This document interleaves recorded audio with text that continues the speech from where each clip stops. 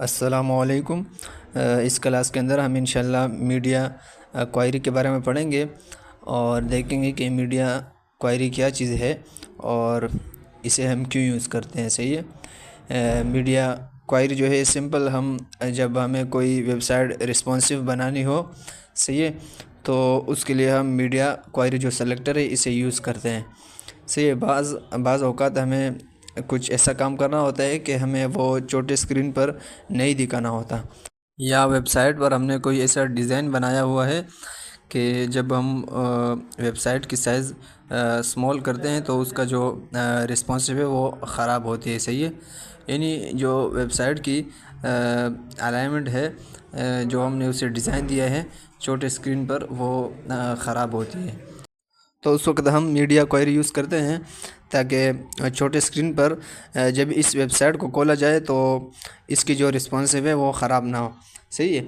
तो सबसे पहले हम एक कंटेनर डिव बनाएंगे और इसके दो चाइल्ड डिव बनाएंगे समझाने के लिए।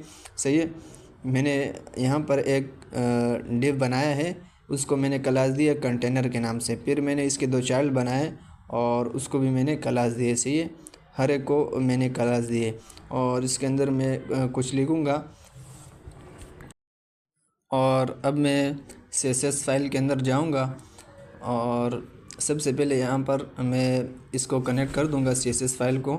सही है। और लिंक में इन्हीं href का जो एट्रीब्यूट है उसमें इसका पाथ दे दूँगा। अब ये CSS की शीट कनेक्ट हो चुकी है। अब जो स्टाइल भी मैं CSS फाइल के अंदर दूंगा तो वो इस HTML शीट के ऊपर अप्लाई होता जाएगा। सही है। तो मैं यहाँ से इसका जो क्लास है चाइल्ड का वो मैं चेंज कर देता हूँ और फिर CSS फाइल के अंदर सबसे पहले मैं कंटेनर को टारगेट करूँगा। जैसे कि मैंने कंटेनर डिव को कंटेनर नाम से एक क्लास दिया है। सही है।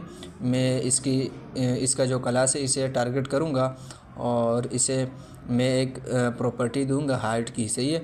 और यहाँ पर मैं इसकी जो वैल्यू है 80 VH रख दूंगा।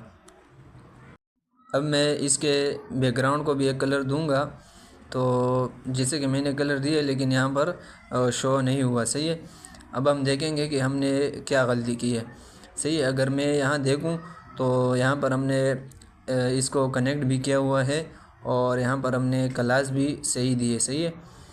लेकिन उसके बावजूद भी यहाँ पर इसका कुछ असर नहीं हुआ। तो अगर मैं यहाँ पर इसको विग दूँ 80% सही है, 80 VW, तो फिर भी कुछ असर नहीं पड़ रहा। सही है। तो ये क्या मसला हो सकता है। मैं दोबारा इसको कलर दूंगा बैकग्राउंड, और अगर मैं ब्लैक रखूँ तो भी कुछ असर नहीं हो रहा। सही है।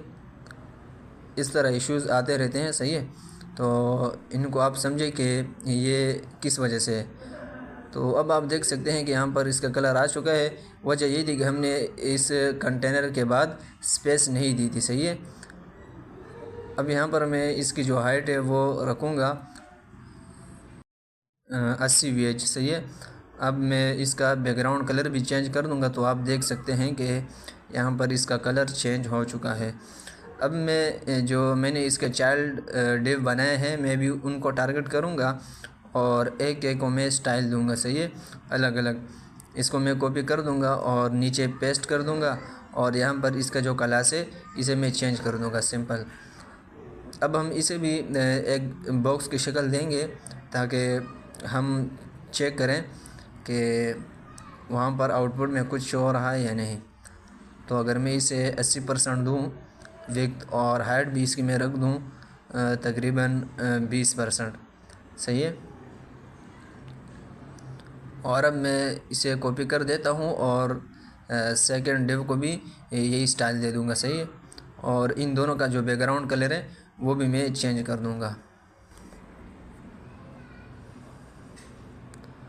अब अगर मैं आउटपुट में देखूं तो इसका जो बैकग्राउंड कलर है वो चेंज हो चुका है और इसकी जो विड्थ है वो भी 80% आ चुकी है। अब मैं मार्जिन दूंगा दरमियान में। सही है। मैंने फर्स्ट डिव को मार्जिन बॉटम दिया है तो इनके दरमियान में थोड़ा फासला आ चुका है। सही है। अब मैं चाहता हूँ कि स्क्रीन जैसे ही छोटा हो, यानी मेरी वेबसाइट छोटे स्क्रीन पर देखे, तो ये दोनों डिव सेम लाइन के अंदर आ जाए। सही है, मेरा मतलब कि दोनों जो है अभी ये ब्लॉक टैग है, ये इनलाइन टैग बन जाए। सही है, छोटे स्क्रीन पर। तो इसके लिए मैं क्या कर सकता हूँ, अगर मैं यहाँ पर एक टैग बनाऊँ और उससे पहले मैं इन दोनों बॉक्सेस की जो विड्थ है उसको मैं बढ़ा दूँगा। सही है, तो अब इन दोनों डिव्स ने मुकम्मल स्क्रीन की जो विड्थ है वो ले लिए। सही है, अब मैं चाहता हूँ कि स्क्रीन जैसे ही छोटा हो तो इन दोनों सेम लाइन के अंदर आ जाए। सही है, तो यहाँ मैं कुछ इस तरह लिखूँगा। सबसे पहले मैं एक @ डालूँगा और उसके सामने मीडिया, और फिर मैं 2 पैरेंथेसिस लगाऊँगा और इसके अंदर मैं MAX विड्थ। सही है, मैक्स विड्थ यानी मैक्सिमम, मैं इसकी मैक्सिमम विड्थ जो है 778 पिक्सल कर दूँगा। सही है, कि जब स्क्रीन 778 पिक्सल से छोटी हो तो उस पर इस करली ब्रैकेट के अंदर जो स्टाइल है वो अप्लाई हो जाए। सही है, अब स्क्रीन जैसे ही 778 पिक्सल से इसकी विड्थ छोटी होगी तो उस पर जो मीडिया क्वेरी के अंदर हम स्टाइल देंगे ऑटोमेटिक इसके ऊपर वो अप्लाई हो जाएगा। अब मुझे छोटे स्क्रीन पर कंटेनर के जो 2 चाइल्ड है उसको सेम लाइन के अंदर लाना है। सही है, मैं चाहता हूँ जैसे स्क्रीन छोटा हो तो दोनों डिव सेम लाइन के अंदर आए। तो इसके लिए मैं इसके पेरेंट को टारगेट करूँगा और इसको मैं डिस्प्ले की प्रॉपर्टी दूंगा और इसकी वैल्यू में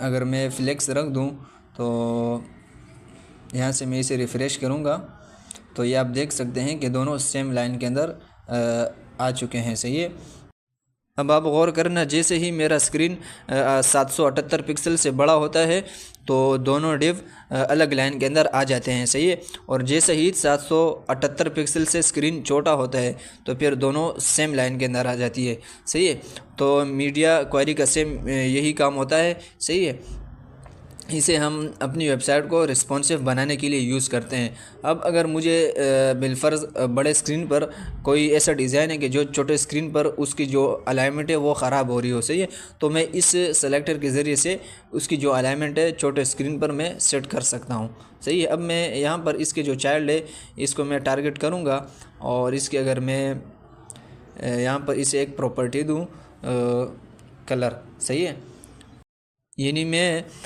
जो टेक्स्ट का कलर है वो चेंज करना चाहता हूँ छोटे स्क्रीन पर। सही है, अब स्क्रीन जैसे ही छोटा होगा तो इसका जो टेक्स्ट का कलर है वो ऑटोमेटिकली चेंज हो जाएगा। जैसे आप देख सकते हैं कि इसका जो कलर है वो ग्रीन हो चुका है और इसकी जो टेक्स्ट अलाइन है वो मैं सेंटर कर दूंगा, यानी स्क्रीन जैसे ही छोटा हो तो टेक्स्ट दरमियान में आ जाए।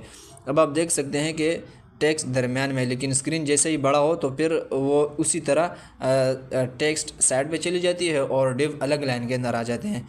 तो सिंपल मीडिया क्वेरी का मेन यूज़ यही होता है। सही है, अगले क्लास में इंशाल्लाह हम मीडिया क्वेरी और फ्लेक्स बॉक्स जो है इसकी प्रैक्टिस करेंगे और देखेंगे कि हम इसे कैसे यूज़ कर सकते हैं। तो ये चंद प्रॉपर्टीज़ थी जो मैंने इनके चाइल्ड डिव को दी। सही है, अब मैं अगर इसकी पैडिंग है वो मैं टॉप से 20 पिक्सल रख दूं।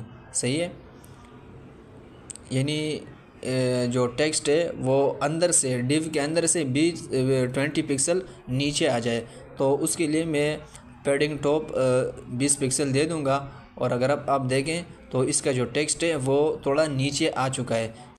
इसी तरह अगर इसकी मैं फ़ॉन्ट फैमिली चेंज कर दूं और यहाँ पर मैं कुछ भी रख दूं तो ये आप देख सकते हैं कि इसकी जो फ़ॉन्ट फैमिली है छोटे स्क्रीन पर चेंज हो चुकी है और जैसे ही मैंने स्क्रीन बड़ा किया तो उसकी फ़ॉन्ट फैमिली दोबारा चेंज हो गई। सही है, इसी तरह मैं जो स्टाइल भी इसे दूंगा, सही है, मीडिया क्वेरी के अंदर मैं जो स्टाइल भी दूंगा किसी सेलेक्टर के ज़रिए से किसी डिव को, तो इसके ऊपर अभी वो अप्लाई होता जाएगा। सही है।